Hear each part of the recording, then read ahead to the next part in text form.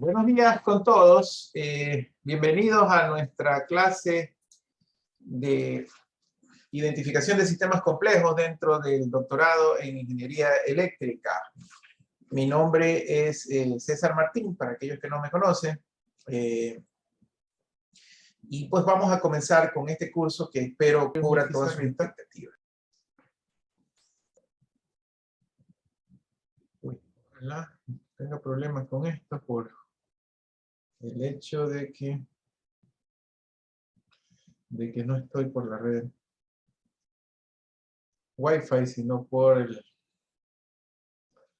la red. Ah, no, perfecto. ¿Me confirman, por favor? ¿Sí se ve la pantallita, por favor? Sí, profesor, sí se ve. Gracias.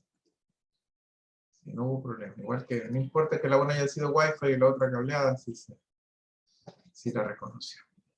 A ver. Bien, entonces les decía, vamos a comenzar formalmente ya con el capítulo 1, ¿verdad? Que es un repaso de señales y sistemas. Para algunos de ustedes esto va a ser pan comido, cosa muy conocida. Para otros es un repaso del repaso que hicieron en el, me imagino, propedéutico. Pero no lo vamos a ver con la amplitud que se deberían ver estos temas de señales, sistemas y control, sino que me voy a sesgar a las partes importantes que necesito para fundamentar el curso, ¿no? Entonces, para tener una guía aquí, voy a escribirlo. Estamos en el capítulo 1. Fundamentos. Yo creo que pasó lo que dije que iba a pasar. Ajá.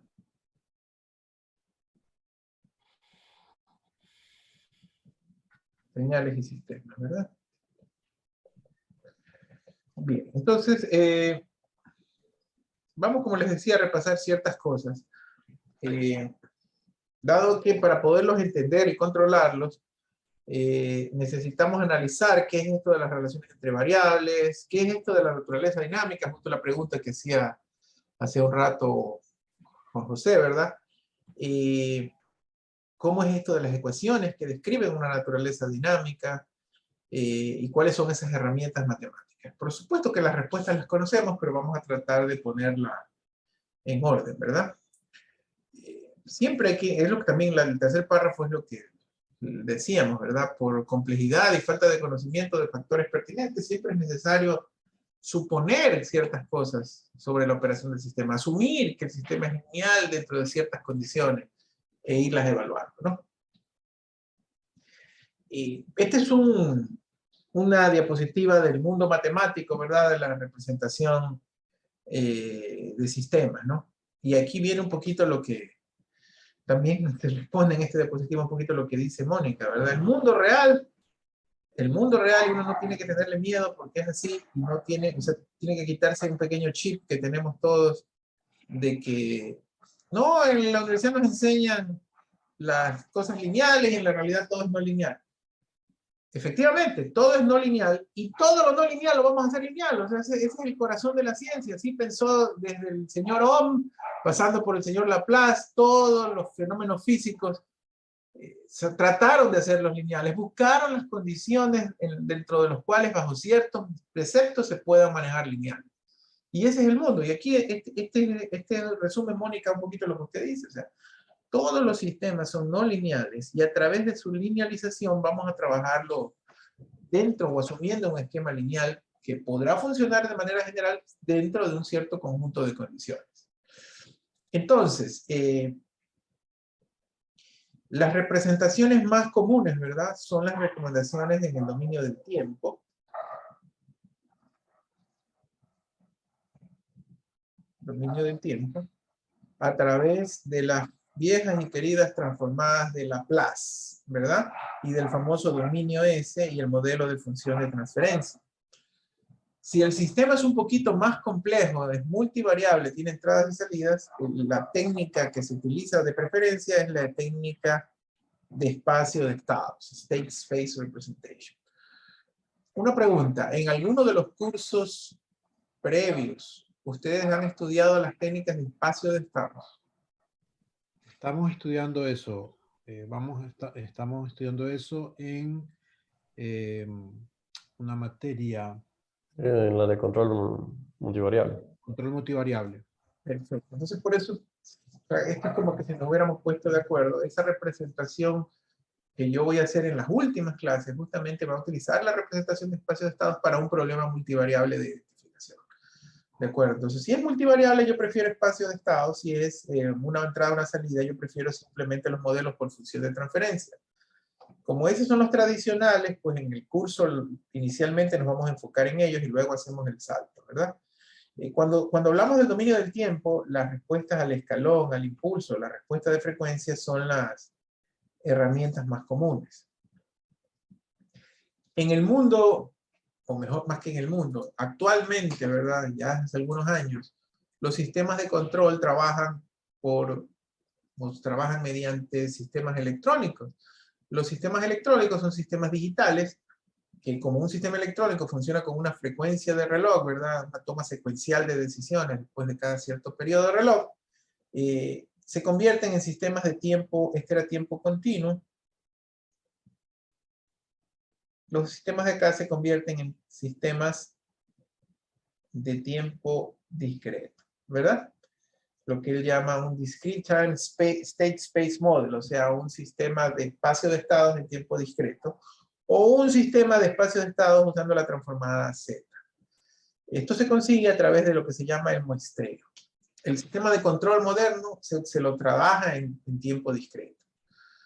En realidad, fíjense ustedes que la técnica de identificación, como lo que lo mido es a través de un sensor electrónico, ¿verdad? Lo que yo tengo es un valor y luego otro valor después de un periodo de reloj y luego otro valor y luego otro valor. Es decir, los datos que usted midió son datos que han sido muestreados, son datos que están en tiempo discreto. Por lo tanto, la forma natural de la identificación no es el tiempo continuo, sino el tiempo discreto. En este repaso que vamos a hacer, vamos a repasar fundamentos del tiempo continuo, fundamentos del tiempo discreto y en cada caso, pues, las respuestas más conocidas. Esto se estudia en cursos de control básico en tiempo continuo y también hay un curso de control en tiempo discreto que solíamos darlo en la maestría. No sé si tengan ahora, pero bueno, por eso tiene que haber esta pastilla que no es tan rápida. Yo, esta clase de hoy voy a hablar de tiempo continuo, la próxima clase hablaré de tiempo discreto porque, pues, entiendo de que muchos de ustedes no lo han repasado, este tema de transformada Z, o no lo han visto antes en detalle, y lo necesito conocer porque la identificación básicamente, inherentemente funciona en tiempo discreto, no en tiempo continuo. Okay. Entonces, como les decía, arranco con los sistemas en tiempo continuo, que son los que uno conoce preliminarmente. Sistemas en tiempo continuo. ¿Sí? Para los sistemas en tiempo continuo, el método tradicional que se ha utilizado para representar esos sistemas es el de la transformada de Laplace, ¿verdad?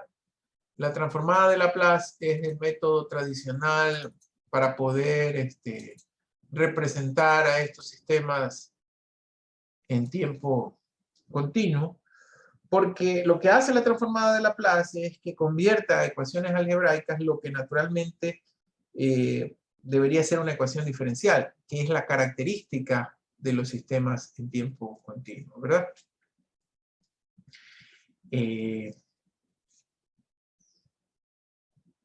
Esta es la definición formal de la transformada de Laplace, ustedes ya la han visto otras veces. Es la integral de 0 a infinito de la función del tiempo por la exponencial, ¿sí? Tal vez esa L no es la propia, normalmente esta es la que se conoce como la L de f de t. Y aquí está, pues, la transformada inversa de Laplace con esta representación. Esta fue una formulación matemática pura. Ahora, no es nuestro objetivo de esta clase, seguramente en algo de las clases anteriores en modelamiento ya lo vieron ustedes y lo repasaron. Estas son las principales transformadas de Laplace, de las funciones estándares más conocidas, con sus respectivos elementos. ¿Por qué estas funciones son las funciones más conocidas? Porque, por ejemplo, una función de impulso unitario como esta, ¿verdad? Es una función que es 0 antes del tiempo 0 y solo es 1 en el tiempo 0, ¿verdad? Es la delta de Dirac, o la función impulso unitario. De ahí tenemos la famosa función escalón unitario. La función escalón unitario, en cambio, es 0 para tiempos negativos. Matemáticamente tiene su representación. Y toda 1 y se mantiene en 1 para tiempos mayores que 0. Y la famosa, esa es el mu de t, ¿verdad? Y la famosa rampa unitaria, o t por mu de t, en cambio, es una función que arranca con pendiente 1, t por mu de t, ¿verdad? Sus transformadas de Laplace, de esta que está aquí es 1 mismo, de esta que está acá es 1 sobre s, de esta que está acá es 1 sobre s cuadrado. Y ahí pues tenemos algunas de las funciones conocidas. Ahora bien, el corazón de la transformada de Laplace es que un sistema que se describe por ecuaciones diferenciales, de otra forma sería muy complejo de representar porque es una ecuación diferencial que resolver. Pero si utilizamos la transformada de Laplace, la puedo representar como un sistema algebraico, un polinomio en S, como ustedes recordarán de las sesiones anteriores, ¿verdad? La transformada de Laplace tiene algunos teoremas y transformadas o propiedades que son muy importantes. Otra vez no es mi propósito, solo esto es un repaso. De los más conocidos, la linealidad, ¿verdad? El hecho de que los sistemas, yo puedo sacar que la transformada de la suma es igual a la suma de las transformadas. Que si yo tengo un escalar dentro de la transformada, el escalar sale de la transformada. El tema del desplazamiento en tiempo, por ejemplo, que si está desfasado t segundos, yo simplemente multiplico a la transformada por un factor e a la menos st. Otro que vamos a ver muchísimo, que se utiliza mucho, que de hecho es el corazón de lo que vamos a ver, que derivar en el tiempo equivale a multiplicar por s en Laplace. Y si yo derivo 2 veces, equivale a multiplicar por s al cuadrado en Laplace. Y asimismo,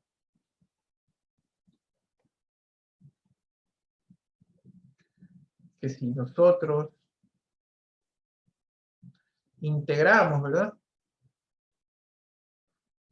En el tiempo, eso equivale a dividir para s en Laplace. Y no puede quedar de menos los dos famosos teoremas, el teorema del valor final y el teorema del valor inicial, que me permiten calcular los valores iniciales y finales en el tiempo de la función a través de su representación en Laplace. Ahí les queda en la diapositiva que les dejo, ¿verdad? Son las transformadas de Laplace más conocidas y los teoremas más importantes. Aquí está un repaso de eso último que les decía que le iba a hacer énfasis, ¿no? Derivar es multiplicar por s, integrar en Laplace es dividir para s. Una función que tiene un valor e a la menos teta s, donde teta está multiplicado, simplemente significa que está retardada teta segundos. Tal vez esos tres son las propiedades más importantes para representar un sistema. Otra cosa importante, déjenme ver si aquí habla, si aquí viene lo físico, y aquí con esto voy a contestar la pregunta que tenía Juan José. Que la función de transferencia es la representación máxima que se tiene de un sistema, ¿verdad? Y al final, los modelos que nosotros buscamos, lo que buscamos es la función de transferencia de ese modelo. La función de transferencia, por defecto, como lo dice allí, la idea es que tenga un sistema y que yo pueda decir cuál es la entrada y que yo pueda decir cuál es la salida del sistema, ¿verdad? Ese es el concepto, la expresión de la FT o función de transferencia, ¿no? Y aquí es donde viene el tema, queremos que sea lineal, ¿verdad? Queremos que sea lineal esa función de transferencia. Los sistemas pueden ser de primer orden, de segundo orden, puede haber sistemas uno al lado de otro y se conocen sistemas en cascada, como los que se ven aquí, ¿verdad? Y por lo general la función de transferencia se representa como una división de polinomios en S. Un polinomio del numerador en S, un polinomio del denominador en S. Y a esto se lo conoce como los factores del numerador son los ceros, los factores del denominador son los polos. Ya vamos a hablar un poquito más de detalle en eso.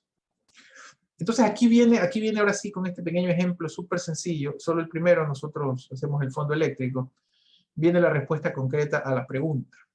¿Cuándo un sistema para mí es instantáneo? ¿Cuándo hay un sistema dinámico, lento en el tiempo? ¿Cuándo no hay un sistema dinámico lento en el tiempo? Si yo tengo un sistema cuya entrada la voy a llamar U y su salida la voy a llamar Y, ¿verdad? Y yo tengo esto. Esto es U. Y esto es Y. Vamos a suponer que Y tenía un cierto valor y que U tiene un valor y que U es la entrada, pues no, y esta es la excitación. Una excitación, ¿verdad? Se puede pensar como un sistema que estaba apagado y que de repente yo lo prendo. Si Y se mueve lentamente de un valor estable a otro valor estable, esto que está aquí, esta lentitud a la que yo me refiero, ¿verdad? Si esto es tiempo, es lo que yo le digo, esta es la famosa dinámica lenta del sistema. ¿Sí?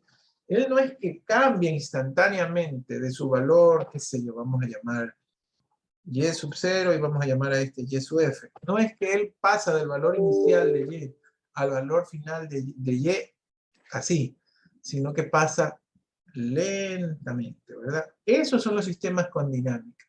Sistemas que tengan respuestas como estas son los que me interesan utilizar o aplicar la identificación. Ahora, ¿por qué? Porque un sistema como ese, seguramente esa dinámica se debe a un comportamiento, qué sé yo, exponencial, ¿verdad? O sea, esa dinámica que usted ve allí se debe a este comportamiento exponencial, ¿verdad? A esa letra A que usted tiene.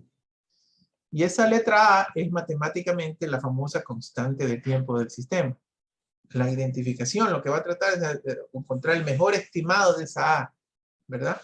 Ahora, esa A probablemente, ya lo vamos a ver, probablemente en el modelo Y de S sobre U de S sea igual a alguna constante K sobre S más A. O sea, esa A que está allí es la misma A que va a aparecer allá. Y me va a dar, ese polo del sistema me va a dar un índice de qué tan lento se mueve ese sistema. Y esa es la meta de la identificación, ¿verdad? Encontrar qué tan lento es un sistema. ¿De acuerdo? Esto lo tiene que ver, de esto se trató el curso de modelamiento que ustedes hicieron antes, ¿verdad? Este es un ejemplo, normalmente los sistemas que tienen respuesta exponencial es porque su ecuación original fue una ecuación diferencial, ¿verdad? Este es el ejemplo del circuito de RLC serie, hay una ecuación diferencial de segundo orden, que si yo la resuelvo, se traduce en esta ecuación polinomial de S, ¿verdad? Donde esos dos polos que están allí, porque es un sistema de segundo orden, me van a dar la velocidad de lentitud de respuesta, o el hecho de que sea subamortiguado, críticamente amortiguado ese sistema. Este es otro ejemplo para un sistema mecánico que también se da en los cursos de modelamiento, ¿verdad? Que también traduce una ecuación diferencial y que cuando yo digo se convierte en una dinámica, me refiero justamente a esa lentitud, ¿verdad? Los polos son los que definen esa dinámica del sistema. No sé si contesta un poco lo que usted me estaba preguntando. Sí, está claro, César. Gracias. Ya. Bueno, cuando uno tiene diagramas de bloque, y esto, si ustedes hicieron modelamiento, ya lo vieron más en detalle, ¿verdad? Pues tiene las señales, tiene los puntos de suma, los llamados puntos de derivación. Si tiene los bloques en cascada, pues el bloque resultante es el producto de los bloques. Si tiene los bloques en paralelo, el producto o el resultante es la suma de los bloques. Y si los tiene en forma realimentada, el típico sistema G y H, ¿verdad? La configuración tradicional de un sistema de control, se traduce en esta representación que es el G sobre 1 más menos GH. ¿Ok? Ahí está igual para el repaso, pero en realidad esto es algo que ustedes lo tienen que haber visto con más detalle en el sistema, ¿no? Polos y ceros, ya lo habíamos dicho, ¿verdad? Los polos del sistema son los factores del denominador, los ceros del sistema son los factores del denominador. Entonces aquí, por ejemplo, él tiene un 0 en S igual menos 2 y tiene dos polos, un polo en S igual menos 5 y otro polo en S igual a 0. Esos polos son los responsables de la respuesta del sistema, de la forma, de la lentitud de respuesta del sistema Los ceros tienen que ver con respuesta inversa, como también vamos a ver luego, y también tienen que ver con la magnitud, ¿no? Aquí hay un ejemplo claro para este sistema que está aquí.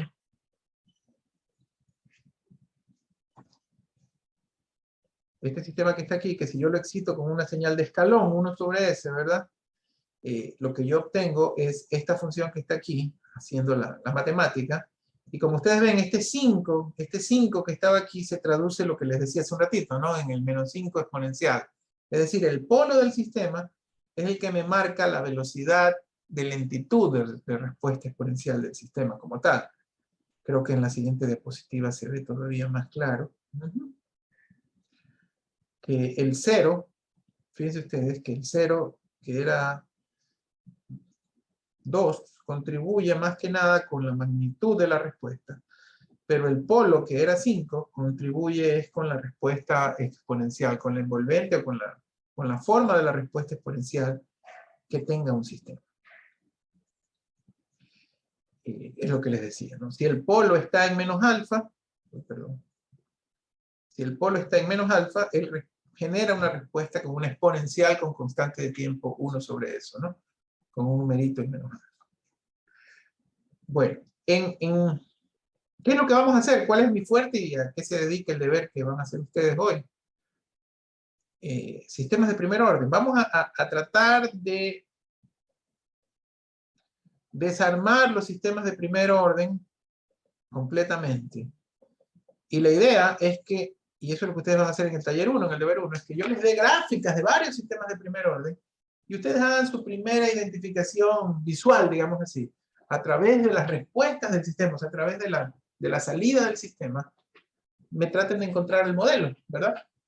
Uno dice, ¿realmente ya estoy haciendo identificación? Sí, solo que esta es basada en respuesta y no es paramétrica, o sea, no es exacta, ¿no?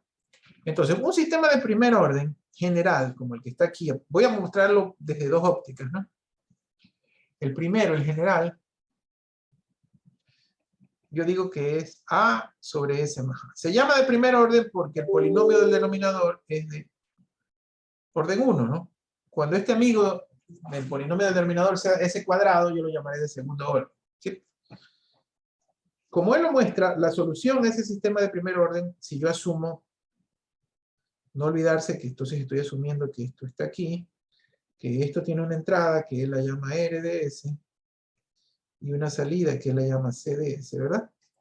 Entonces, si asumo que R de S es escalón unitario, ¿sí? Es decir, esta R de S es igual a 1 sobre S, ¿verdad? Que es, como vimos en la tabla, la transformada de Laplace del escalón. Entonces, su respuesta ahí está hecho matemáticamente.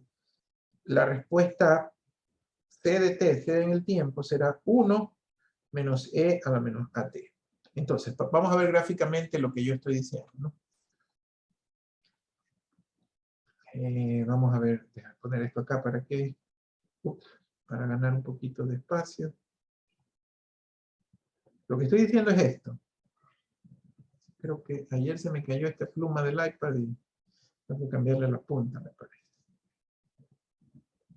Si yo estoy asumiendo que en este sistema la entrada R de t es un escalón, acuérdense, el escalón es la que más se usa en control porque yo siempre digo, es como que si yo cogiera un aire acondicionado que estaba apagado, vengo con el control y lo prendo, es decir, el set point estaba en 0 o en el ambiental y de repente baja o sube al valor que yo quiero. O sea, un cambio brusco en la condición. Si ustedes ven la forma de esta señal, ¿verdad? Una señal como esta será de 1 menos e a la t. Es decir, va a ser una gráfica así como esta. Tiempo, tiempo.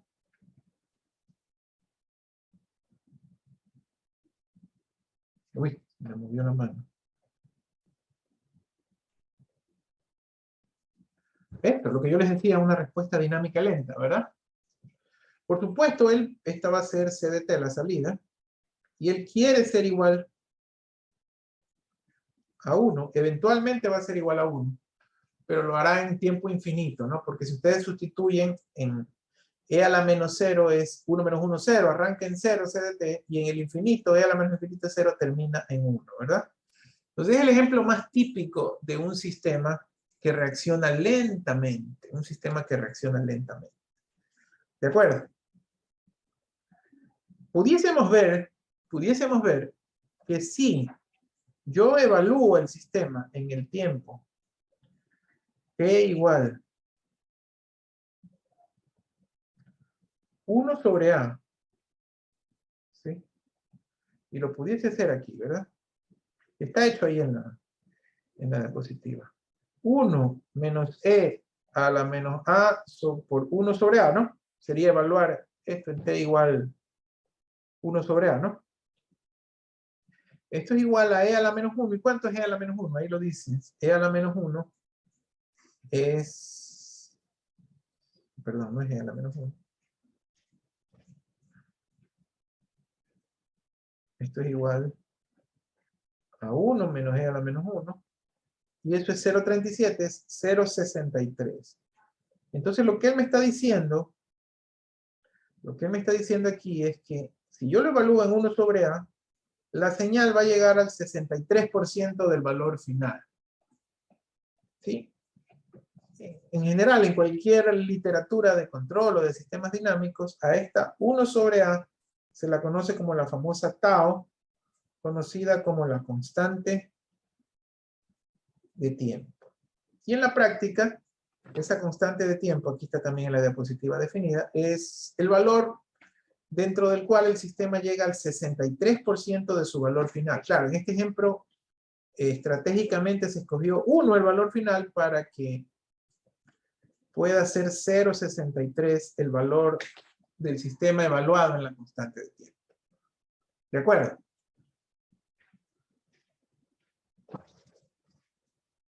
Fíjense ustedes, este es el mismo esquema que yo les estaba diciendo, ¿no?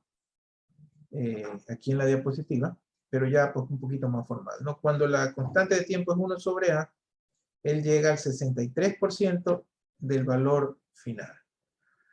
Muchos libros dicen que el sistema se estabiliza alrededor de 4 constantes de tiempo. Otros libros discuten y nos dicen que son 5 constantes de tiempo.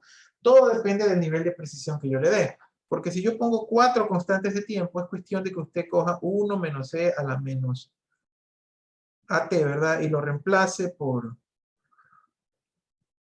4A, ¿verdad? ¿Y cuánto me daría esta ecuación? ¿Alguien tiene? Yo me calculadora a la mano, no puede ser. ¿Cuánto me da exactamente eso? Que sería 1 menos E a la menos 4, ¿verdad?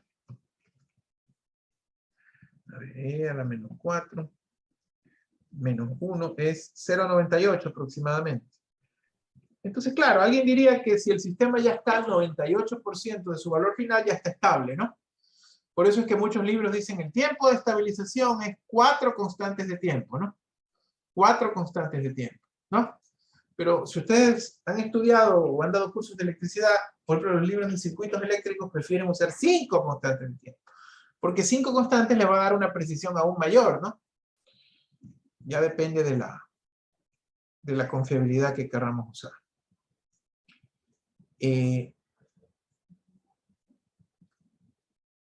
Este sistema bonito, ¿verdad? Es lindo porque se estabiliza en 1, pero, él se estabiliza en 1 porque la ganancia de entrada era A. Pero los sistemas generales no van a tener una ganancia A, ¿verdad? Por ejemplo, un sistema ya más general, ¿no? De primer orden, lo que va a tener, por ejemplo, como él lo dice aquí, es una K sobre S más A, ¿no?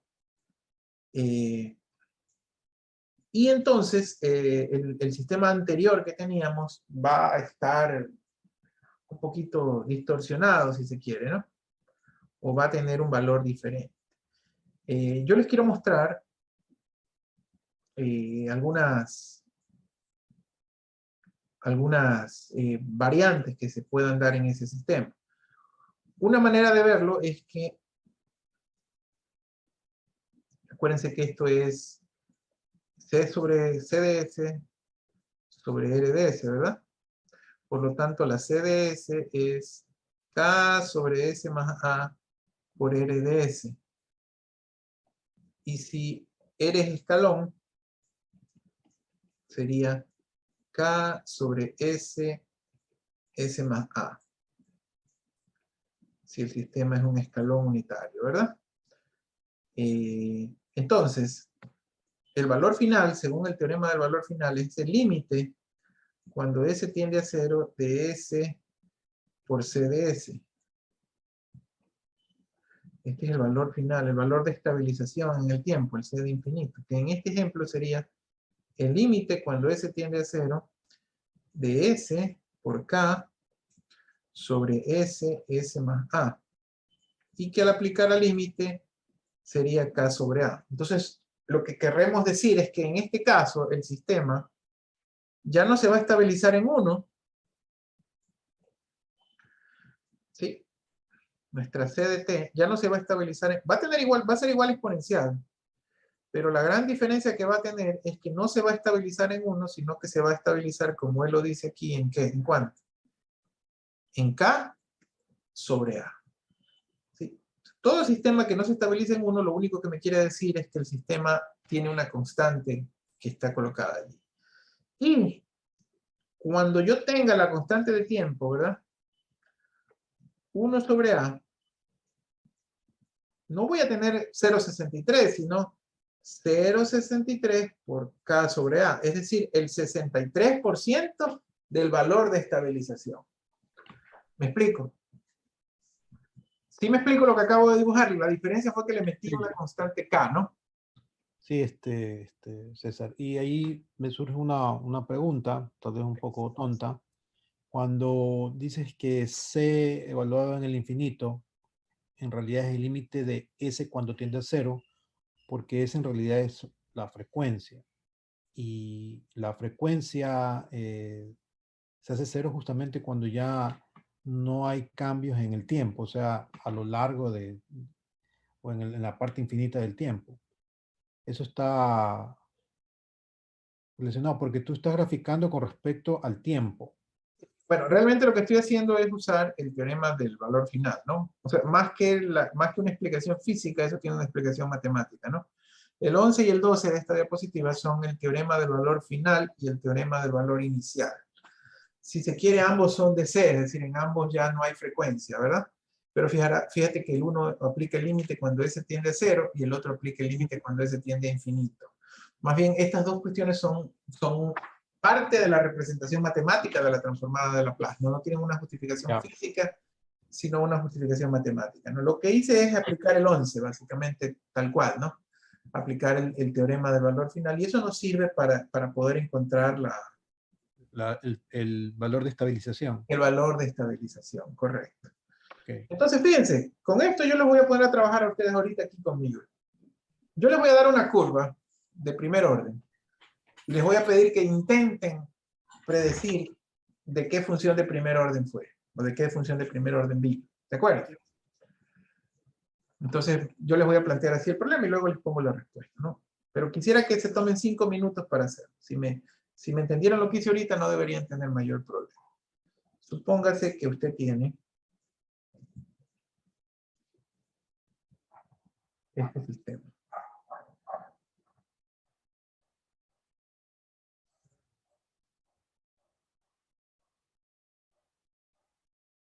¿Sí? O sea, es un sistema que aparenta ser de primer orden porque se lo ve que se estabiliza. Él se estabiliza en 0,72. Y me dicen como dato que para un tiempo igual a 0,13 segundos, él toma un valor de 0,45. Vamos a suponer que este tiempo está dado en segundos. Supuestamente me dan esta gráfica, ¿verdad? Me dicen que este es un sistema donde aquí hay una entrada que es escalón, ¿no? Que aquí está CDS, la salida que estamos graficando, y me aseguran que el sistema es de primer orden, ¿no? K sobre S más A. La pregunta es hallar K y hallar A. A ver, quiero que ustedes lean.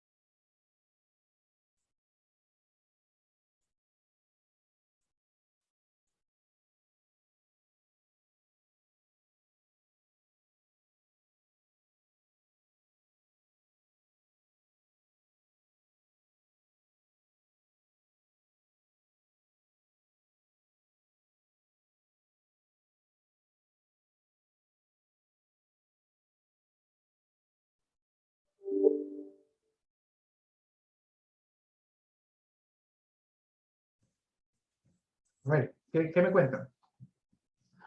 ¿Sale o no sale? Ingeniero, me salió el valor de A en 7.69 y K 5.54. Correcto, correcto. Ya. Sabemos primero, para que esto funcione, que 0.45 sea el 63% de 0.72, lo cual lo pueden comprobar rápidamente con la calculadora. Entonces, lo que sabemos es que K primero, lo que sabemos es que 1 sobre A entonces sería 0,13, ¿verdad? Sí. Y de allí podemos despejar que el valor de A es 0.69. 7.69, como dice Mónica, ¿no? Y de allí, pues por la estabilización, K sobre A es igual a 0,72, y entonces de allí, pues K es 0,72 por 7,69. K es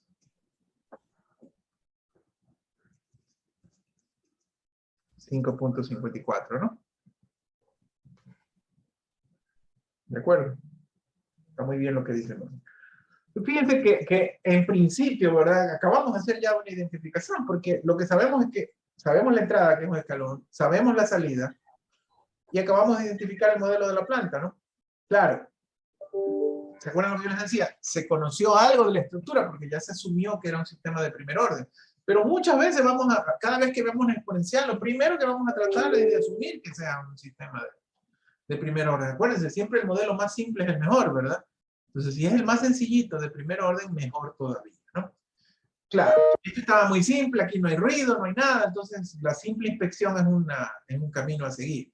La cosa se complica cuando esto tenga alguna otra forma, cuando haya ruidos, cuando haya perturbaciones, ¿verdad?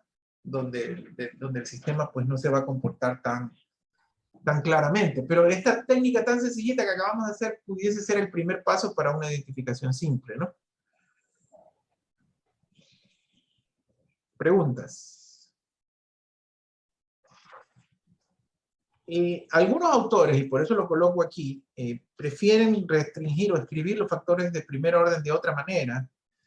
Y ustedes tuvieron la oportunidad de repasar respuestas de frecuencia, diagramas de Bode, esas cosas en cursos de ahora, ¿o no? No, No, doctor. No. Bueno, ahorita vamos a repasarlo, pero un repaso creo que de 10 minutos. Obviamente aquí, lo que decíamos, o sea, ya ahorita no me interesa que usted sepa graficar diagramas de Bode. Usted coge MATLAB y los grafica. Lo que me interesa es me acuerdo que sí en electricidad, tal vez, pero en pregrado hablaron de diagramas de Bode, pero no, ahorita no me acuerdo nada. claro, ahorita lo que a mí me interesa es que los aprendamos a interpretar más que a calcular, porque el cálculo lo podemos hacer con MATLAB. Un sistema de frecuencia normalmente se formatea de manera distinta. Cuando digo se lo formateo, yo a los estudiantes de pregrado les digo, hay los modelos S más y los modelos 1 más. Para respuesta de frecuencia usamos el modelo 1 más. Es decir, cuando hay varios polos, siempre o decimos la letra S más el número libre, o la otra forma es la que está aquí en la diapositiva, que es 1 más la letra S multiplicado por algo, ¿no? Finalmente es lo mismo. O sea, sigue siendo el sistema de primer orden, solo que con un formato distinto, ¿no? Para que no se confunda, lo voy a llamar K nuevo, ¿verdad? K nuevo, tau S más 1, ¿verdad? Por supuesto se asemeja al de acá, ¿verdad? Si yo hago una simple operación que dice que tau S más 1 sobre tau K nuevo, esto es igual a K nuevo sobre tau sobre S más 1 sobre tau, y en ese caso tengo la misma vaina que tenía antes, ¿verdad? O sea, este es el K que yo tenía antes. Esta es la K que yo tenía antes y esta es la A que yo tenía antes, ¿verdad? Sí. Pero la ventaja de graficarlo con este modelo 1 más es que cuando ya vean ustedes, por ejemplo acá, cuando vean los diagramas de 63% y todo, el valor de estabilización, ¿no ve que el K es K sobre A, ¿no? Si lo quieren ver así, el K nuevo es K sobre A, porque es K portado, ¿no? K sobre A. Entonces, él ya se estabiliza en K, ¿se me explico? ¿Sí ven esto?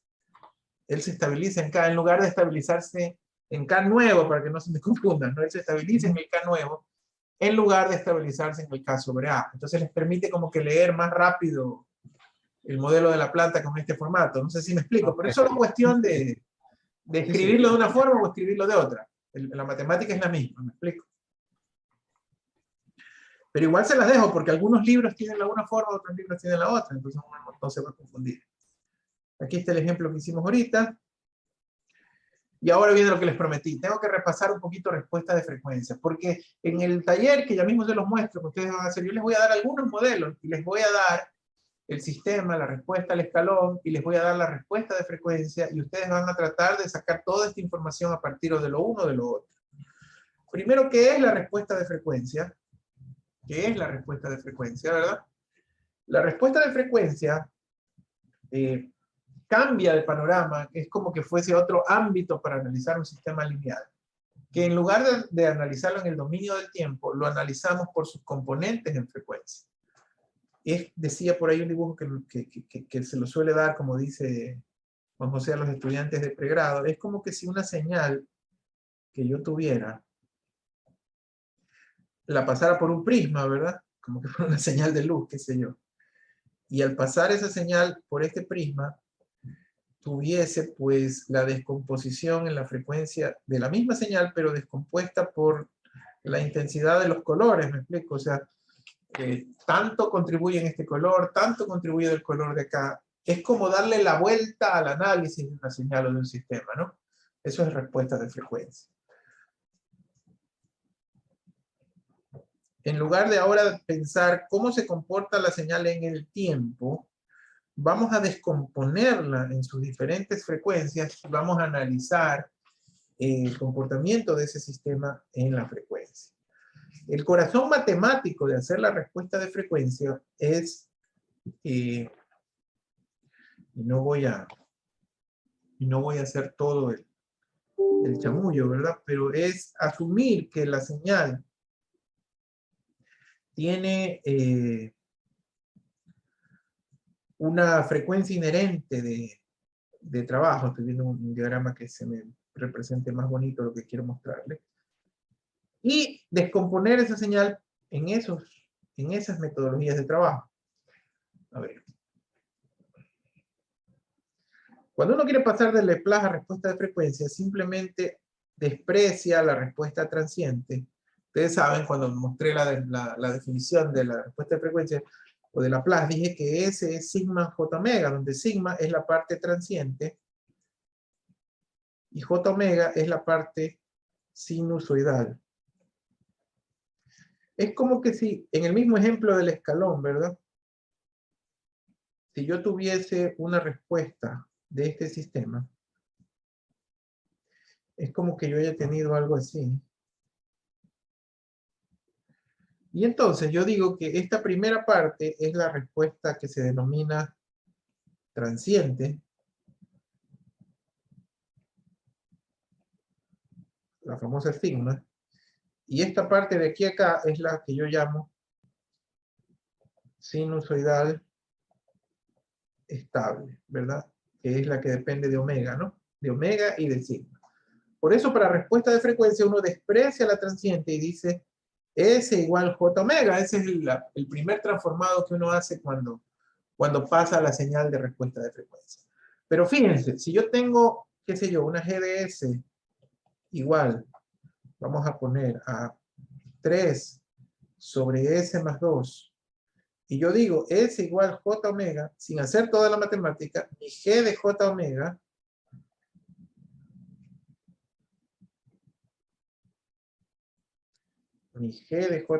se va a convertir en 3 sobre J omega más 2.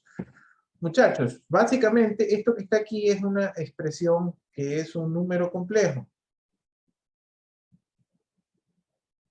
¿verdad? Como es un número complejo, va a tener, qué sé yo, un alfa más J beta. Si ustedes se acuerdan algo de álgebra compleja, sabrán que esto es coordenadas rectangulares, pero que a esa G de J omega, yo también la puedo representar en coordenadas polares por su magnitud y por su fase. Esta es la magnitud y esto que está aquí es la fase. Pero esto es un jueguito de coordenadas rectangulares y coordenadas polares. ¿De acuerdo? Entonces, lo que él me está diciendo, ¿verdad? Es que si yo tengo un sistema lineal y ese sistema lineal tiene una función de transferencia para que coincida con mi diapositiva, m de J omega, esa función se puede reemplazar como una magnitud, perdón, era G, ¿no? G de J omega. Esta función se puede reemplazar por una magnitud y una fase. ¿De acuerdo? Y lo más chévere de este análisis es que si la señal de entrada tiene una magnitud MI de omega y una fase FI de omega, él me garantiza que la señal de salida tendrá una magnitud de salida MO de omega y una fase FIO de omega, donde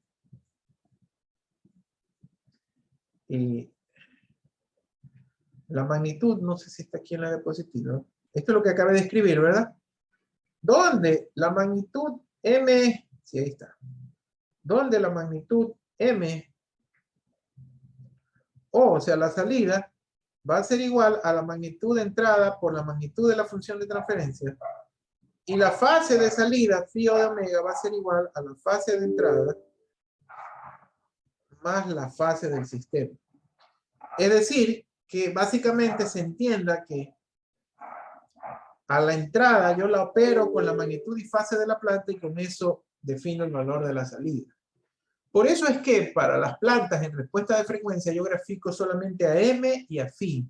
Porque con la M yo sé cómo afecta la magnitud y con la phi yo sé cómo afecta la fase. Un típico ejemplo, hay dos formas de graficar la respuesta de frecuencia.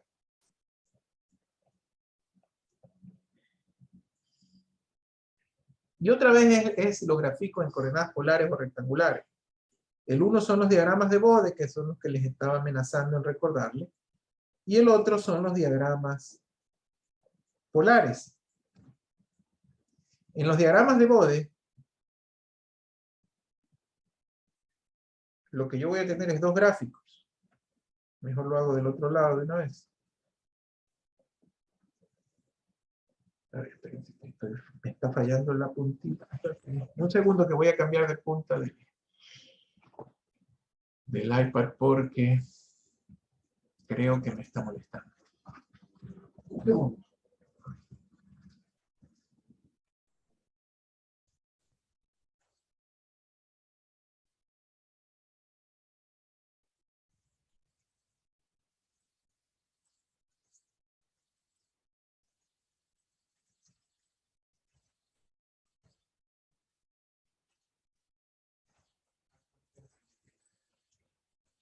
Un segundito.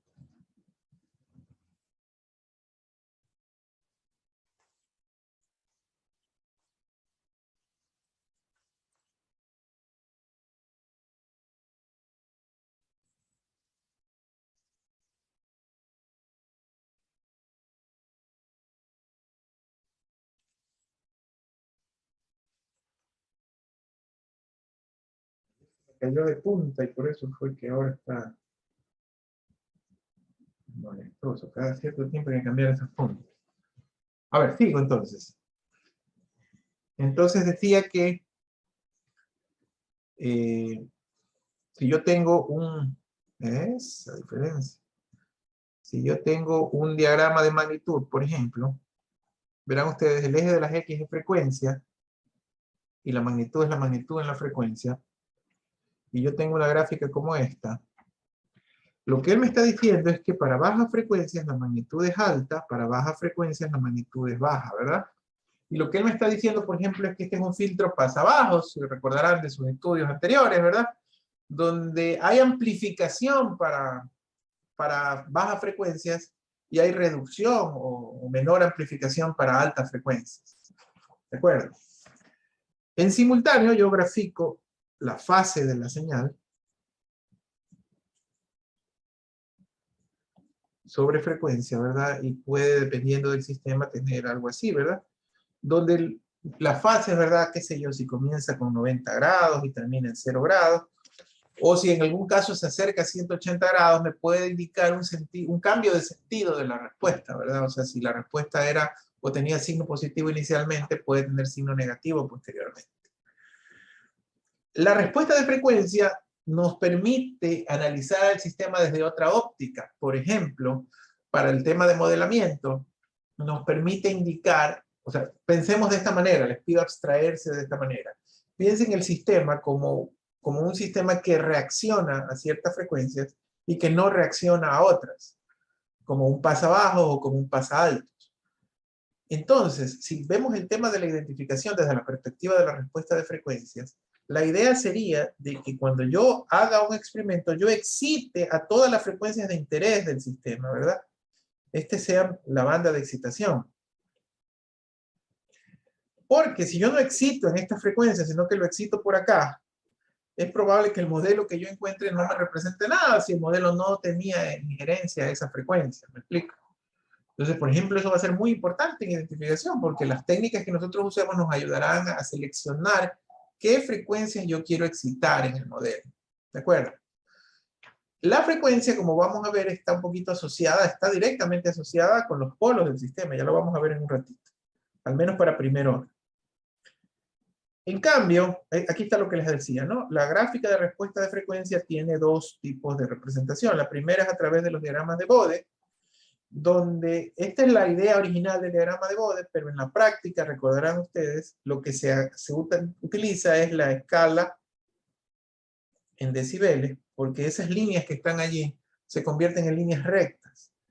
Una escala en decibeles es simplemente, si yo quiero sacar la magnitud en decibeles, lo que hago es aplicar 20 veces el logaritmo de la magnitud regular, ¿no?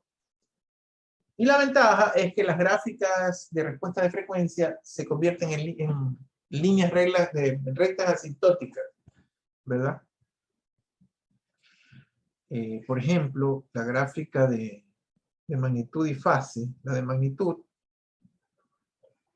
se acostumbra a graficar ya no a omega, sino al logaritmo de omega, y ya no a la magnitud, sino a la magnitud en decibeles. Y cuando hacemos esto, esas gráficas se convierten en rectas en lugar de ser curvas. Y la fase en grados, por ejemplo, se grafica directamente contra el logaritmo de omega y también se convierte en un conjunto de rectas. Eso es lo que hace nuestro diagrama de Bode en MATLAB. Nos convierte o nos utiliza esas reglas asintóticas. El segundo tipo de gráfico de respuesta de frecuencia es el diagrama polar. Pero es la misma señal, ¿verdad? También se lo conoce como el gráfico de Nyquist, si se acuerdan. Hace tiempo capaz no lo escuchan al amigo Nyquist. También se lo enseñaba en el curso de pregrado, el famoso criterio de estabilidad de Nyquist. La idea es que en lugar de graficar magnitud y fase por separado, grafiquemos ahora directamente la parte real y la parte imaginaria del sistema. No sé si se acuerdan, yo les había dicho que yo tenía magnitud de omega y fase de omega, o también podía tener U más JB, o sea, parte real y parte imaginaria. En este caso esto es U y esto es B. Entonces un típico diagrama de Nyquist, por ejemplo, un diagrama polar, tiene una forma como esta. Esta es la que todo el mundo se acuerda. Pero si yo quisiera llevar el uno al otro, ¿verdad? Yo diría, por ejemplo, que en esta frecuencia omega 1 cualquiera, este punto, vamos a cambiarlo de color, este punto tiene una magnitud M y una fase phi. Y sería, en el caso de aquí, equivalente a esto, me explico. Este es el punto de frecuencia omega 1 con magnitud phi 1, con fase phi 1 y magnitud M1. M1 phi 1. ¿Sí me explico?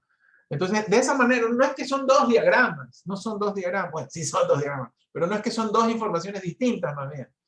Es la misma representación, los diagramas de Bode o los diagramas polares de Nyquist. Solamente que el de Bode me divide o trabaja en coordenadas polares, que sería magnitud y fase, y el otro trabaja en coordenadas rectangulares, que es parte real y parte imaginaria.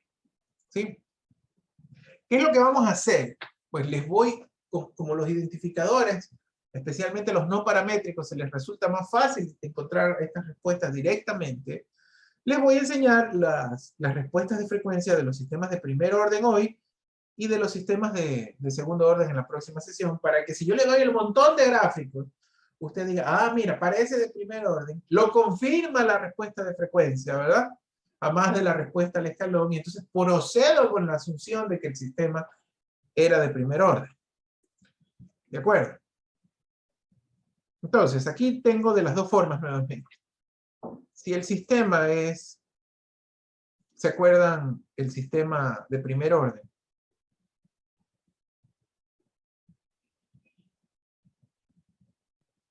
Si el sistema era, ¿se acuerdan? A sobre S más A. Ese fue el primerito que pusimos, ¿se acuerdan?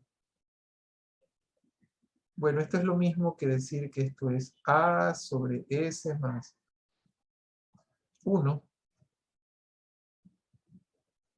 Sería S sobre A más 1. A sobre S sobre A más 1, ¿verdad? Sobre A, si simplifico, esto es lo mismo que decir G de S igual a 1 sobre S sobre A más 1. Lo que nos dice el sistema es que si hacemos un diagrama de Bode, tengo un sistema con un solo polo, ¿verdad? Y grafico magnitud en decibeles para el logaritmo de omega, esas rectas asintóticas serían 0 hasta la frecuencia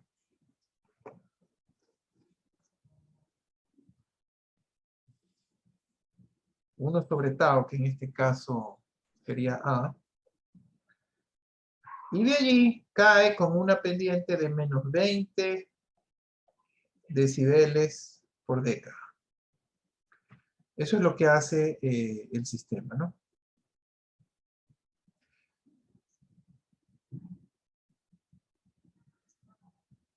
¿Sí? Y en fase,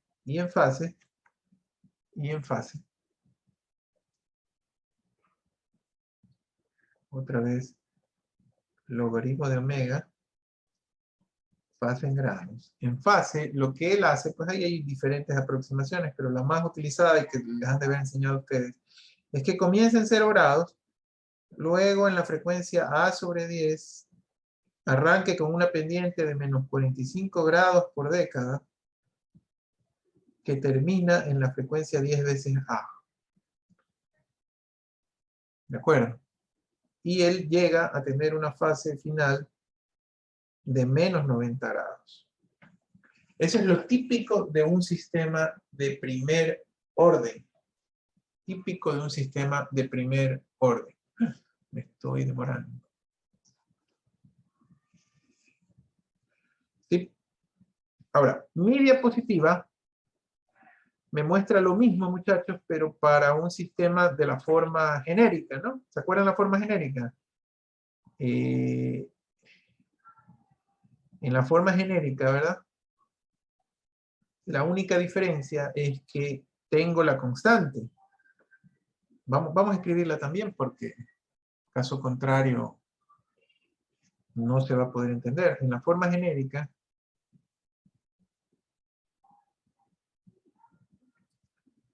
G de S es igual a K sobre tau S más 1, ¿verdad?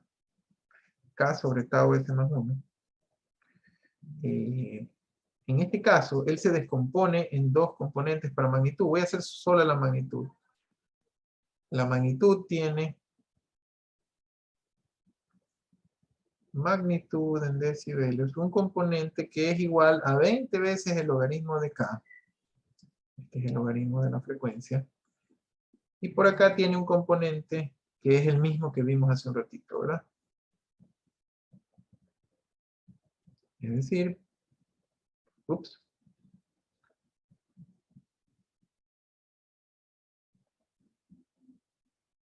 pendiente de menos 20 decibeles por década, magnitud en decibeles. Pero claro, la frecuencia es 1 sobre tau, y creo que no se me están confundiendo, ¿no? Cuando yo lo tengo, o sea, siempre es lo que acompaña lo que está dividido por acá. Si yo tenía S sobre A era A, y si tengo tau por S es 1 sobre tau, es lo mismo, simplemente una manera diferente de presentar al factor. O sea, se tienen que sumar esos dos. Si lo quieren ver el resultado gráfico es que para magnitud,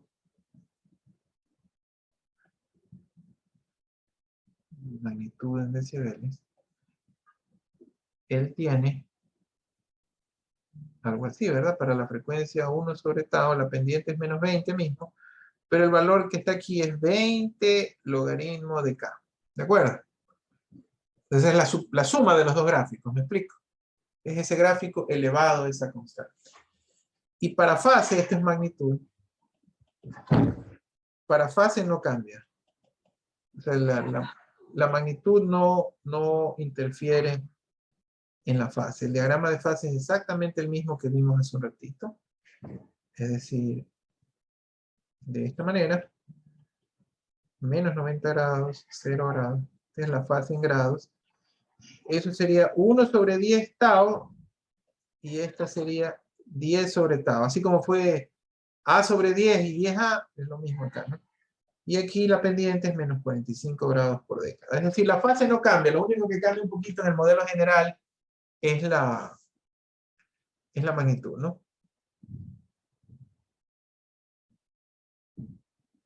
De acuerdo.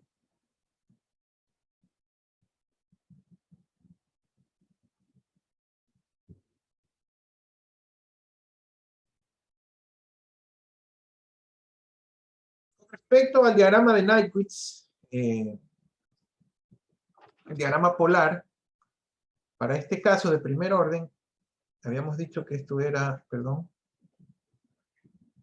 en el caso del diagrama polar, habíamos dicho que esto era UJB, ¿verdad? El diagrama polar normalmente tiene esta representación que les estoy mostrando aquí.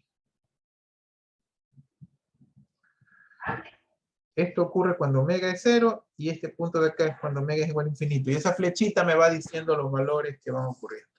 Si ustedes se dan cuenta, pues, efectivo, la fase comienza en 0 grados y termina en menos 90 grados, ¿verdad? O sea, si ustedes se imaginan un vector inicial, fíjense que el vector a medida que va aumentando es un vector que comienza horizontal, ¿verdad? En 0, y a medida que aumenta omega va bajando, no sé si el efecto tal vez no es el correcto, y a medida que va bajando termina en menos 90 grados, ¿no? Se ve, pues ahí, comienza en 0 y termina en menos 90. Comienza en 0 y termina en menos 90. ¿De acuerdo? Y la magnitud lo propio. ¿Con cuánto comienza la magnitud? La magnitud comienza en algún valor, ¿verdad? Y termina yéndose hacia abajo, termina desapareciendo. Lo mismo, la magnitud comienza en un valor y termina desapareciendo la magnitud del vector, ¿no? Entonces, si ustedes se dan cuenta, se ve así el flujo del vector. Entonces, estas son las respuestas de frecuencia de estos sistemas de primer orden. Un poquito esa es la idea de la identificación, ¿no? Todos estos son sistemas de primer orden, ¿sí los ven? Se los puedo dar como ecuación diferencial, se los puedo dar como función de Laplace, o le puedo dar las tres respuestas, ¿no? Respuesta al escalón, que es la tradicional, o le puedo dar respuesta de frecuencia. ¿Sí? Entonces esa es la idea de la identificación. En el deber yo les voy a dar esto, ¿no? Y ustedes van a tratar de encontrar esto. ¿Sí? Con esas representaciones. Algunos casos más, los minutos que nos quedan vamos a hablar de algunos casos especiales, como los sistemas integradores, que también son sistemas de primer orden, y el retardo en los sistemas, porque el deber va a tener algunas de esas cosas para que ustedes la identifiquen. Por ejemplo, el sistema integrador es uno de los casos más comunes que encontramos en la práctica, ¿no? ¿A qué le llamamos un sistema integrador? Sigue siendo un sistema de primer orden.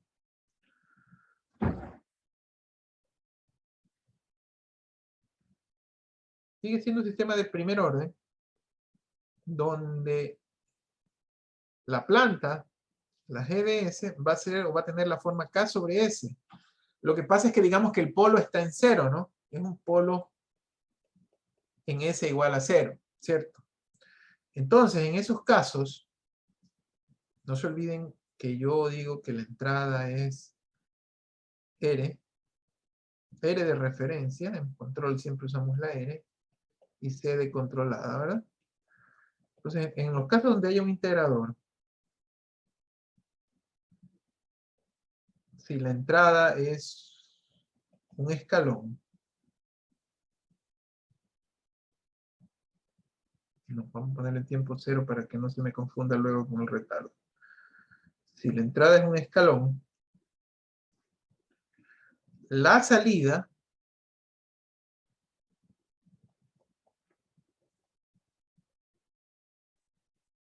va a ser esto, un sistema con pendiente K. Idealmente, matemáticamente está al infinito, pero sabemos que cualquier sistema satura en algún valor, ¿no? Inclusive se puede pensar que fuese inestable, de hecho es marginalmente estable porque es un polo en el origen. ¿Sí? Claro, si la entrada es escalón unitario, lo que yo tengo es KS cuadrado y por eso es que tengo la rampa de la salida, ¿no? Si me explico lo que acabo de decir, o sea, si yo digo que CDS es igual a GDS por RDS, si GDS es 1 sobre S y la entrada es escalón, entonces tengo 1 sobre S cuadrado, y si se acuerdan de mi tabla, 1 sobre S cuadrado, la gráfica justamente es esa, que es el retardo, ¿no? Que es el famoso retardo. Los sistemas integradores, por favor, están presentes en muchos problemas de ingeniería ante el escalón, ¿no? Por ejemplo, la acumulación. El ejemplo típico que lo voy a mostrar en la siguiente diapositiva es el tanque, ¿verdad? Imaginen, este es un tanque, un sistema de un tanque, ¿verdad? Que entra caudal y sale caudal. Y la salida de caudal está marcada por este parámetro alfa. Aquí está, pues, la ecuación suponiendo que el flujo es laminar y no turbulento. De hecho, Mónica se acordará que me estaba hablando de los sistemas no lineales. Justamente este es el ejemplo introductorio cuando le hablan de sistemas no lineales, ¿no? Porque si el flujo es laminar, se puede trabajarlo linealmente sin problema, pero si el flujo es turbulento, la aproximación no lineal es mayor. Este es el caso del laminar, donde alfa es la velocidad de salida del agua, pero supongamos que alfa es 0. Si alfa es 0, por favor, si ven este sistema, si alfa es 0, perdón. Si alfa es 0, ¿verdad? Tengo el sistema de la derecha, y como ustedes ven, tengo el integrador que les estoy diciendo, las funciones de transferencia es de primer orden, pero es solo K sobre S. Y es lógico, o sea, si mi variable, miren este ejemplo, si la entrada es el escalón, o sea, la válvula estaba cerrada, caudal de entrada 0, y de repente el caudal se mantiene constante en 10 galones por minuto. Y la salida es la altura del tanque, pero yo no tengo salida, tapo esto. ¿Cómo va a ser la altura de ese tanque? El tanque poco a poco se va a ¿qué? Va a rebosar. Eventualmente se va a rebosar, pero es un integrador porque es un acumulador, ¿verdad? Es este dibujo, Mónica, ¿no? Es un sistema que se está llenando, llenando, que no va a bajar nunca, no ve que no hay salida de agua, ¿sí me explico? ¿Sí? Entonces, ese es un sistema cuya planta es integradora. Uno reconoce porque la respuesta de salida es una rampa. Y como dice Mónica, se va a rebosar. Matemáticamente es una rampa que se va al infinito, pero en la práctica hay un saturador, ¿verdad? Se va a llegar al valor tope de la cisterna y se va a rebosar. Y no va a pasar de allí, pero ya allí se comporta de una forma no deseada. Entonces, esos integradores también pueden estar presentes y ustedes van a ver que vamos a manejarlo. De hecho, cuando hacemos el control PID, el control integral, agregamos integradores a propósito para mejorar el sistema de control. Y esto para finalizar, ¿verdad? También hay sistemas de primer orden con retardo, ¿verdad? ¿Qué es el retardo? Como esta gráfica lo está mostrando, es la diferencia de tiempo que ocurre entre la respuesta y el inicio de la salida. Hay que tener cuidado porque a veces se confunde el retardo con la propia dinámica del sistema, y no es así. Cuando hablamos de un retardo, como lo está queriendo ilustrar esta diapositiva, ¿verdad? Sistema con retardo.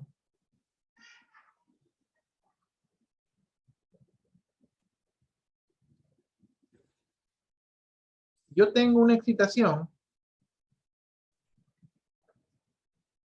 en tiempo cero, esta es mi entrada R de T, ¿verdad? El retardo se da si mi salida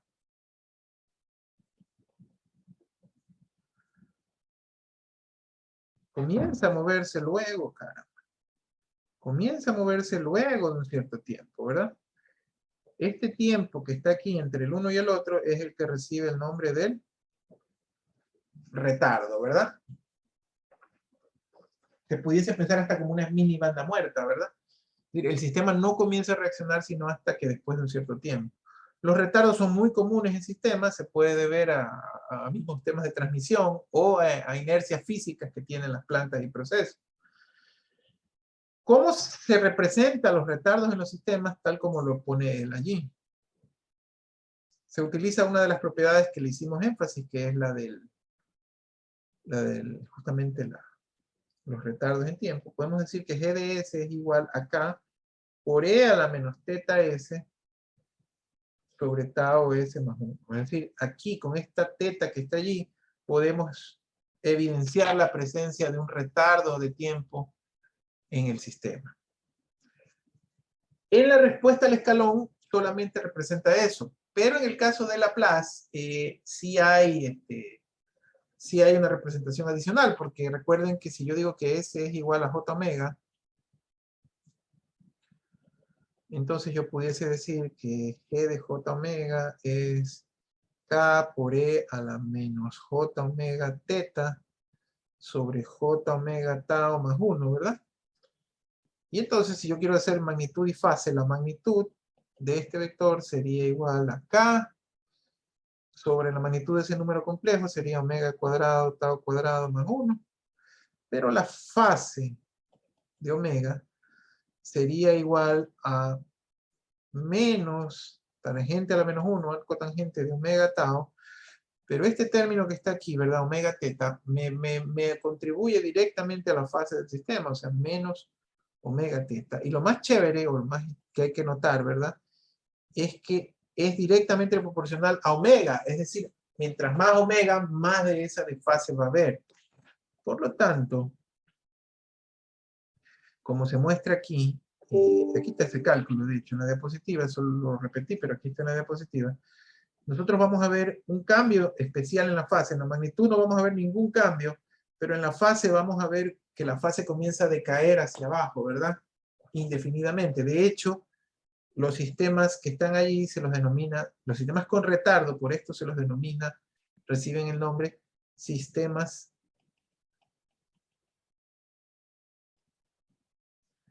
de fase no mínima. Cuando yo veo una respuesta de frecuencia y veo que la fase no se estabiliza, miren ustedes que en los sistemas de primer orden normales, la fase siempre se estabilizaba, ¿sí? Sí, había una fase mínima, ¿sí me explico? ¿Sí lo vieron? La fase siempre era menos 90 grados, ¿no? En los sistemas de primer orden. Pero si ahora yo evidencio que la fase se me va para abajo, que sigue cayendo hacia abajo, como lo muestra esta cuestión, ya para mí esa es una evidencia de que el sistema tiene retardo, ¿verdad? Que es un sistema de fase no mínimo. ¿Sí? ¿Qué es lo que quiero hacer ahora? Perdón que me tome unos minutos, pero no quiero mandarlos a la guerra sin más herramientas. Les quiero mostrar el famoso tallercito que tenemos, ¿verdad? Justo hasta ahí, hasta donde nos hemos quedado, es sistemas de primer orden, me parece. Bueno, aquí también está el sistema integrador con retardo, por si acaso. Sí, y de ahí nos tocaba ya sistemas de segundo orden, eso lo hacemos el viernes. Ese repaso arrancamos fuerte desde el viernes. Pero quiero mostrarles la tarea que van a tener esta semana. Es más suave, ¿verdad? Es de intro, ¿verdad? Pero sí se las quiero mostrar. Entonces, el taller 1.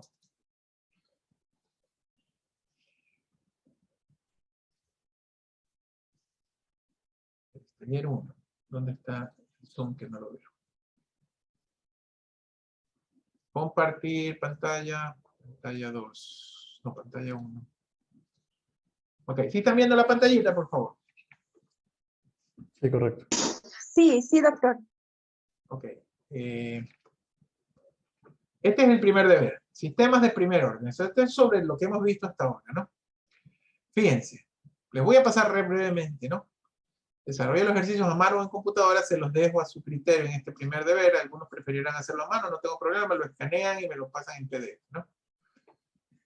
Yo ya les digo que este es un sistema ¿qué? De primer orden, en este primer ejercicio. ¿Un sistema de primer orden con qué? Con retardo. retardo. Ajá, exacto. Y miren, aquí está la entrada al escalón y la señal retardada, ¿verdad? ¿Sí me explico? Se lo estoy dando con cuadrícula y todo para que ustedes midan lo que tengan que medir. ¿Sí me estoy explicando? Analice cuidadosamente el gráfico y determine los valores de K, tau y teta. Este está facilito como para hacerlo ahorita mismo, calientito, ¿sí o no? ¿Están de acuerdo conmigo, no? Espero. El segundo. El ejercicio 2. Suponga que utiliza una entrada de escalón unitario, otra vez escalón unitario, para excitar dos sistemas de primer orden de transferencias P y G. La figura 2 ilustra la respuesta para cada uno de ellos. Este de la izquierda es P, este de la derecha es G. Pero ahora no les estoy mostrando respuesta de frecuencia, sino, perdón, respuesta al escalón, sino que les estoy mostrando respuesta de frecuencia. Fíjense ustedes que aquí ya les estoy dando el truco, ¿verdad? Encuentre la función de transferencia de P de primer orden, compare P con G, se pueden encontrar sus parámetros, comente al respecto. Fíjense que aquí usted tiene un valor de inicio y una pendiente. Verá que esto no es exacto, así que usted va a tener que asumir o sacar las curvas asintóticas que está sobre esto, ¿verdad? Déjenme ver si se lo puedo. No sé si me expliqué, pero ya voy a ver una forma rapidito de mostrárselos. Sí, sí puedo, sí puedo. Tengo la forma de hacerlo. Creo. A ver. Usted va a tener que sacar una curva asintótica. Déjenme que estoy tratando de mostrarles, de escribir sobre esto de la manera más rápida posible. Me estoy complicando, pero ¿dónde está? OneDrive. Paul. Materias.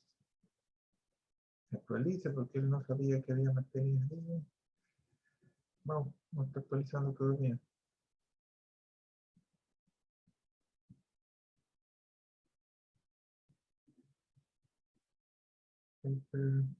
Caramba.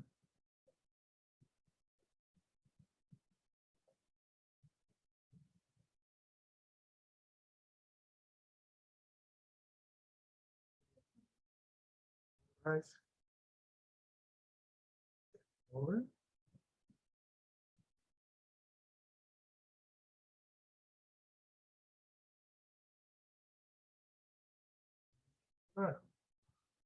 Paul.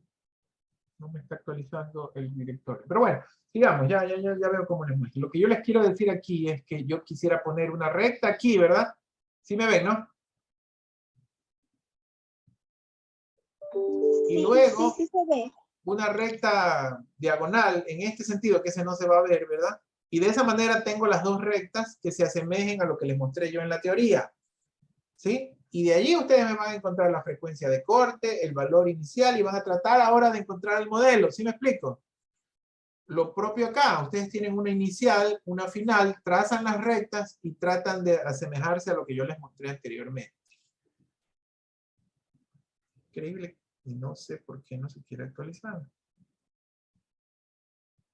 No sé por qué. Ah, ya ahí se actualizó. Voy a cambiar a la pizarrita nuevamente para poderles, perdón, pero así se va a entender mejor lo que les estoy pidiendo.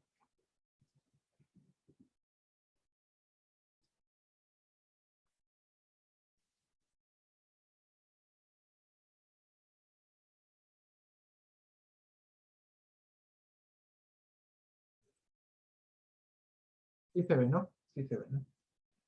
Entonces voy a taller 1. Sí se ve, ¿no? Sí, sí, profesor. Sí, Entonces lo que yo estaba queriendo decirles es que yo voy a, ahora sí, esto es lo que quería decirles, ¿no? Que yo voy a hacer esto, y ahora se me llevaron mi regla. ¿Qué cosas? Mis hijas son fabulosas. Se me llevaron mi regla. Pero bueno, ahí con mi hojita chueca. Y esto, ¿verdad? Y entonces aquí ustedes van a sacar la frecuencia. ¿Sí me estoy explicando? Correcto. Y de allí pues me van a decir cuánto se supone que esta frecuencia es. A1 sobre A, lo que vimos en la clase, ¿no? Lo propio para él, ¿no? 0 menos 90 y van a trazar la línea y ahí van a ver la frecuencia de corte y la frecuencia de corte. Fíjense que el truco está en que en el caso 1 y 2 son prácticamente iguales, pero este es fase no mínima, ¿sí? Este es fase no mínima, entonces diera la impresión de que aquí hay un retardo, ¿verdad? Y entonces la pregunta que no está directamente contestada aquí, sino que les pide a que trabajen un poquito, es que él dice, observe y compare y concluya sobre las características de GDS en comparación con PDS. ¿Se puede encontrar con exactitud todos sus parámetros con esa respuesta de frecuencia? Comente al respecto. ¿Sí? Entonces es un tema interesante para trabajar el ejercicio 2. El ejercicio 3 es parecido, ¿verdad? Tengo yo la señal y de t y la señal u de t. Él dice que la entrada es u de t, en la figura 3, y la salida es y de t. Como ustedes ven, la entrada u de t, esta que está aquí abajo, es un escalón, ¿verdad? Y de la transformación de Laplace, ustedes recordarán que la transformación de Laplace equivalente es 1 sobre s, ¿cierto? ¿Qué más le pide? Para un cambio. Dice, obtenga el modelo en transformada de Laplace correspondiente a y de s y la función de transferencia de p de s entre y de s y u de s. Por favor, lo que yo quiero que ustedes noten es que la señal y de t tiene una rampa, que es esta parte que está aquí, ¿verdad? Y luego tiene, o desaparece esa rampa. Entonces, básicamente, permítanme que les escriba aquí, es como que si la señal tuviese una rampa, y más adelante haya otra rampa, pero de pendiente negativa, que aparece aquí, de tal manera que en este punto las pendientes se cancelan, y por eso es que se estabiliza como una señal única, ¿verdad? ¿Sí me explico? Esa señal única es la cancelación de esta pendiente con la cancelación de esta pendiente. Entonces, básicamente se puede decir que la señal y de t, para darles una, si esta es ya y esta de acá que dibujé yo es yb, la señal y de t es ya más yb. Y son rampas, pues, jóvenes. Si ustedes tienen en las tablas la representación de la rampa, solo tienen que cambiar a su representación de Laplace, hacer el álgebra y de esa manera tratar de encontrar la función de transferencia p de s entre la una y la otra. Por supuesto, esta tiene un poquito más de elaboración en la parte matemática de Laplace, pero no es nada del otro mundo, ¿no? En el tema 4, tengo la respuesta al escalón de dos sistemas de primer orden, ¿verdad? PDS y GDS. Ambos son excitados por la misma señal U de t, como se muestra en la gráfica, ¿no? Quiero encontrar la función de transferencia PDS, especificando los valores de cada coeficiente, y luego la función GDS, ¿verdad? Verán ustedes que aquí yo veo un integrador, ¿verdad? Aquí yo veo retardo, ¿sí? Y la más interesante es la exploración de qué es lo que está pasando en el segundo caso. Mi sugerencia, comiencen a jugar un poquito con MATLAB, especialmente para este ejemplo 4, y sabiendo de que el sistema igual es de primer orden, ¿verdad? Veamos o tratemos de intuir a qué se podrá deber este efecto que ustedes están viendo acá en la función de la derecha, ¿verdad? ¿Qué es lo que puede causar un sistema de primer orden? Es de primer orden, pero que arranque de un valor distinto al inicial, ¿no? ¿De acuerdo? Entonces ahí tienen como para entretenerse, no está muy difícil, los dos, el ejercicio 1 y 2 son straightforward, directo de la teoría. El 3 y 4 les pide asociarse, investigar, revisar un poquito más. ¿De acuerdo? Preguntas, por favor. Por el momento no hay ninguna. O sea, ¿Cuándo sería la entrega de este deber? Pues desde una semana, o sea, de viernes a viernes, ¿de acuerdo? Lo vamos a entregar el próximo viernes por el Canvas, ¿ok? Y por eso también pues lo dejo abierto hasta el viernes, cosa que en la clase vamos a resolver más inquietudes, ¿no? La primera parte de la clase. Ok. Sí, cosa que igual puedan terminar el deber si fuese el caso. ¿Preguntas, dudas, comentarios? ninguna persona. No, ninguna. Todo está claro, doctor. Bueno, les agradezco.